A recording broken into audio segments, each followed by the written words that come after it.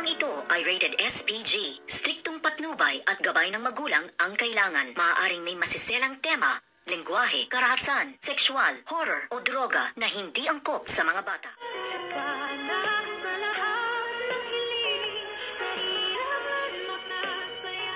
Good morning and welcome sa aking munting channel. Meron ngang isang pagsasalo dito nga sa Apex dahil merong isang programa nga gagawin nga itong si Miss Giselle Tanyag, at dito ay pinakilala pa nga si Doc Ray at kung sino man ang isa sa mga sponsor nila. Ito ay ating aabangan, at dito naman din in-announce niya ang kanyang kapatid na si Dr.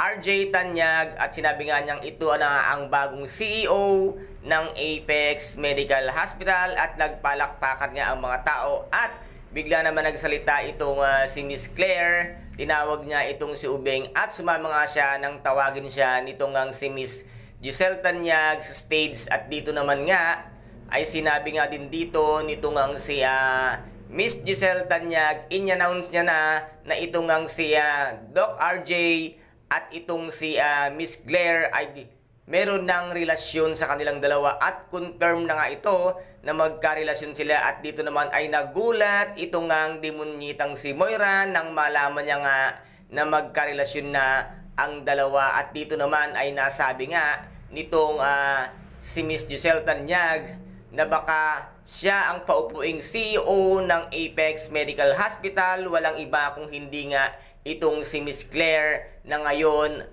ay girlfriend na nitong si Doc RJ. At dito naman ay nasaktan na namang muli ang damdamin nga nitong si Miss Lynette Santos, kung kaya't ito ay nag-walk out, at nakita naman ito ni Doc RJ kung kaya't ito nga ay sinundan niya. At dito naman ay sinabi nga niya natutulungan siya, at sinabi naman dito nitong ang si Miss Lynette Santos na kaya niya at walang problema at ayos na sa kanya ang lahat. Ngunit sadyang makulit itong si Doc RJ na pinipilit ngang tulungan siya, kung kaya't dito naman ay nga itinulak ni Miss Lynette Santos ang tray, kung kaya't tumapon nga ito kay Doc RJ. At sinabi nga niyang makulit ka, Miss Lynette Santos, alam naman ang lahat kung gaano mo kamahal si Doc RJ, ngunit super denial ka pa rin.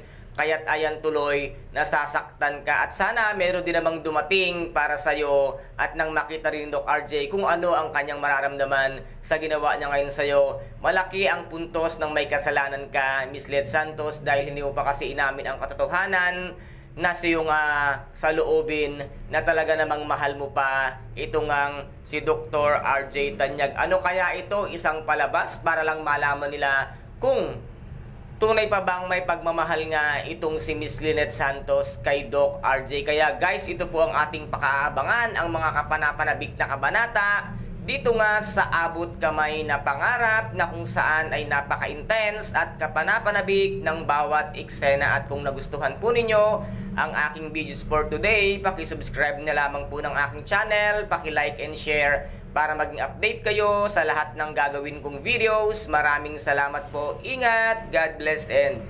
bye-bye!